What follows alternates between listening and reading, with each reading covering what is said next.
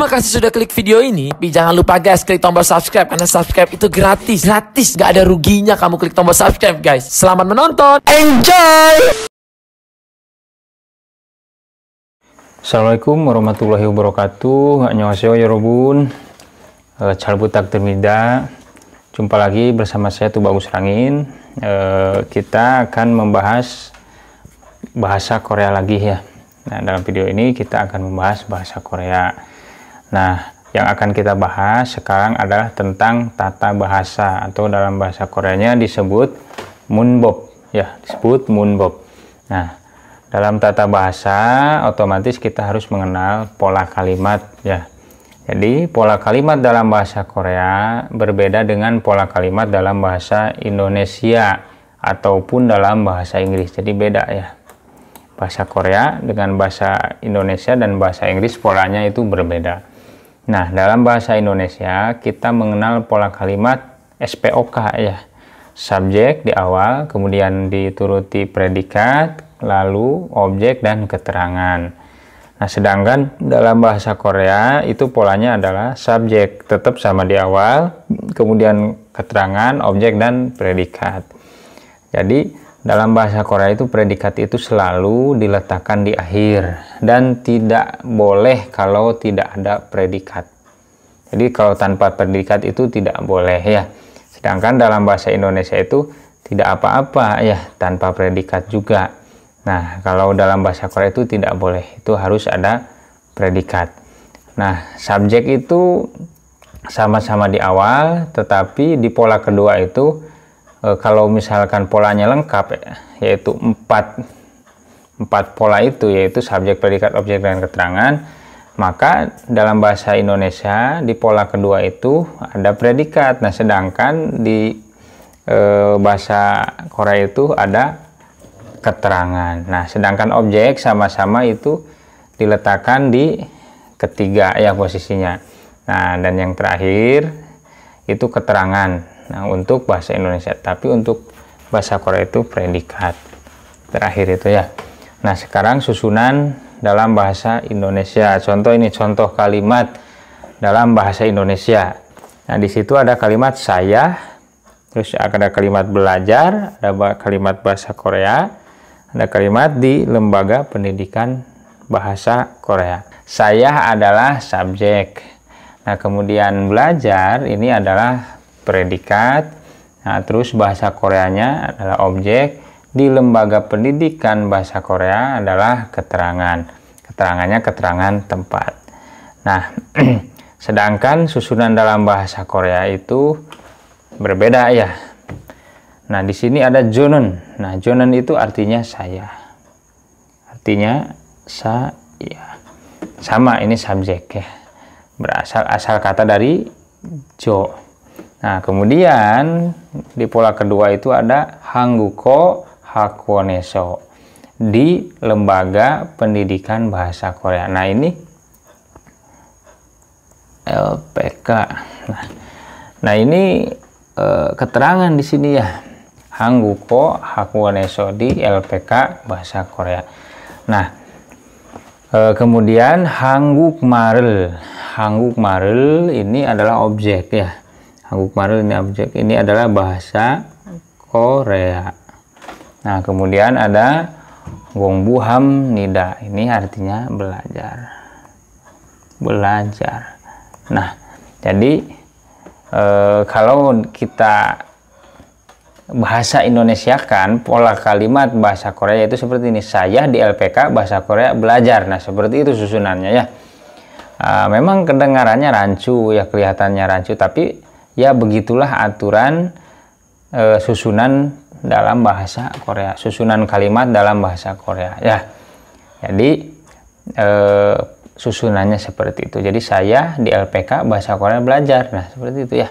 Subjek, keterangan, objek, predikat. Nah, sekarang kita lanjut ke rumusnya. Nah, rumus dalam bahasa Korea, rumus subjek, keterangan, objek dan predikat itu masing-masing katanya itu diberikan partikel ya. Untuk subjek itu ada partikelnya i, ga, en, dan nen. Sedangkan untuk keterangan ada partikel e dan eso. Nah, untuk objek itu ada il dan rel. Dan untuk predikat, nah ini banyak ya untuk predikat. Ada biapnida atau semnida, ada ayo, oyo, yoyo ya atau heo untuk kata hada. Banyak pokoknya ya. Untuk predikat itu ada, semnida saja ada, imnida saja, banyak nanti kita bahas. Jadi nanti bentuk kalimat dalam bahasa Korea itu ditentukan dari partikel predikatnya ya nanti ya itu. Oke. Nah, sekarang penjelasan subjek. Subjek, nah setiap subjek dalam bahasa Korea itu harus ditambahkan partikel yang telah ditentukan partikelnya. Nah, tadi sudah disebutkan kan partikel untuk subjek itu adalah i, ga, en, dan nen. Nah, untuk i itu ditambahkan pada subjek yang berakhiran huruf konsonan. Nah, contoh itu sonsengnim. Nah, maka harus ditambahkan i apabila guru ini, kata guru ini akan dijadikan subjek, maka harus tambahkan i. Jadi sonseng-nimi ya. Lanjut, partikel ga. Nah, ini partikel ga ditambahkan pada subjek yang berakhiran huruf vokal. Contohnya ini ada omoni. Maka omoni itu harus ditambahkan ga. Jadi omoni ga. Tidak boleh pakai omoni i. Nah, ini tidak boleh ya.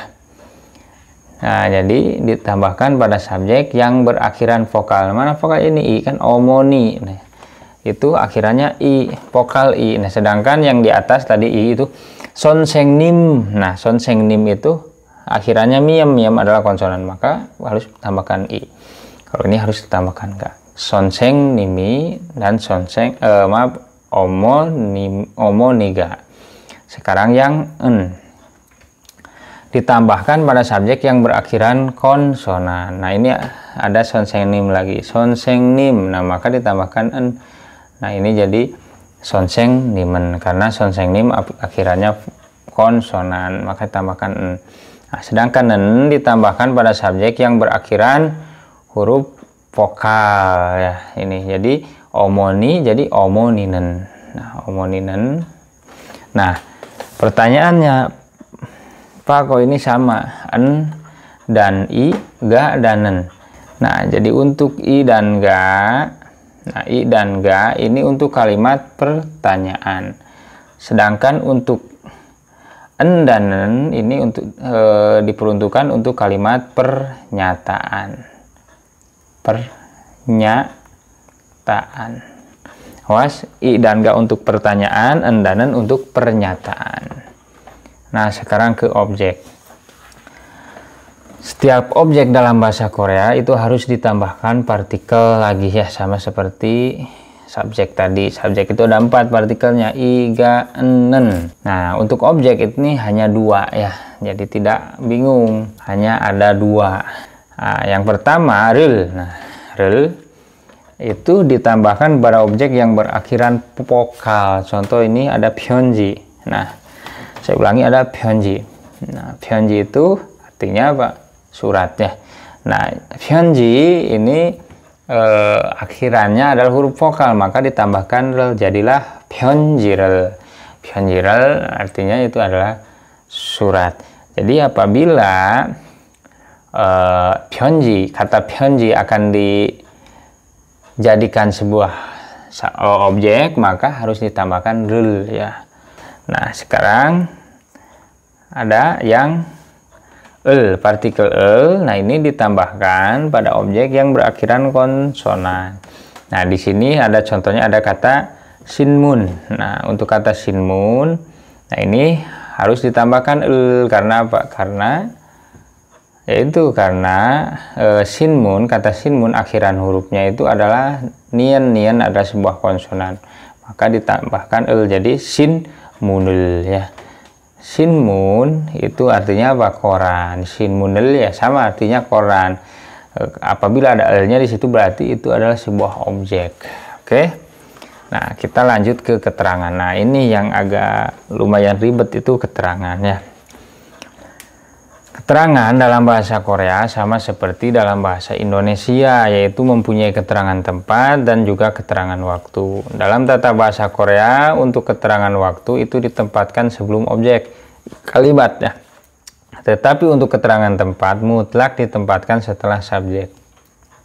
Nah, ini berikut ini penggunaan kata bantu yang mengikuti keterangan waktu dan keterangan tempat. Nah, sebenarnya dalam keterangan itu hanya ada dua, ada e dan eso, tetapi ini fungsinya itu beda-beda.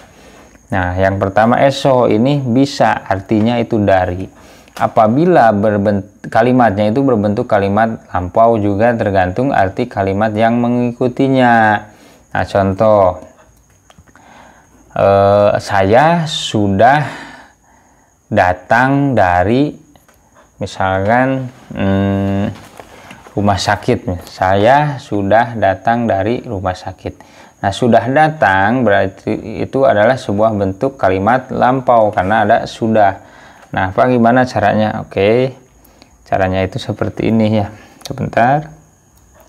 Misalkan saya Jo dan nah, terus sudah datang dari rumah sakit, berarti dari rumah sakit dulu. Nah, rumah sakit itu apa? Byong Won ya. Nah, ditambahkan eso di sini ya. Nah, ini artinya dari rumah sakit. Datang itu oda. Bentuk ini bentuk lampau was, jadi was so yo atau wasem nida. Jonan byong won eso was so yo. Saya sudah datang dari rumah sakit. Nah, yang kedua, eso artinya di. Nah, apabila kalimatnya berpredikat kata kerja dan tidak berbentuk lampau ya. Contoh, nah contoh ini saya pakai kalimat yang sama ya biar mengerti. Soalnya ini eso, ini juga eso. Tapi kalau yang pertama ini artinya dari, kalau yang kedua ini artinya di. Nah, seperti ini contohnya. Jonen saya. Nah, masih pakai byongwon ne so. Nah, ini di rumah sakit. Nah, tapi pakai misalkan bekerja di sini il ada jadi il he yo. Nah, kerja. Saya bekerja di rumah sakit. Nah, kalau ini saya sudah datang dari rumah sakit. Perbedaannya di mana? Ya, ini di predikatnya. Kalau ini lampau, kalau ini tidak lampau ya. Kalau ini bekerja saja. Kalau ini sudah datang. Oke? Paham? Nah, sekarang artinya di. Wah, Pak, ini beda lagi nih. Yang pertama, oh maaf, bukan yang ini ya. Nah, ini eso artinya di. Nah, ini eso, ini artinya di. Nah, gimana Pak? Nah, ini penjelasannya apabila kalimatnya berpredikat selain kata kerja dan digabungkan dengan keterangan tempat. Jadi apabila digabungkan dengan keterangan tempat, tetapi predikatnya bukan kata kerja, ini kan kata kerja. Nah, maka itu artinya di. Contoh, saya kasih contoh. Misalkan kalimatnya bukan kata kerja. Oke, misalkan siswa. Nah, siswa itu adalah apa? Haksengen. Nah, kelas itu apa? Gyo. Maaf.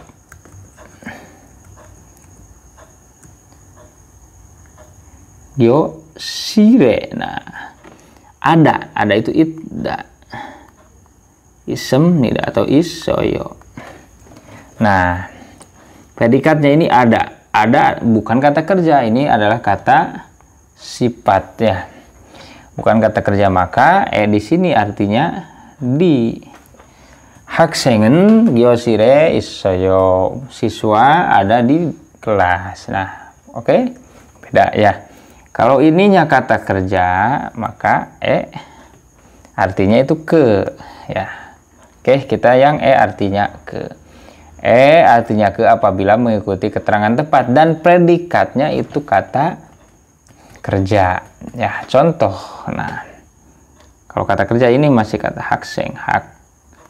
haksengen yosire.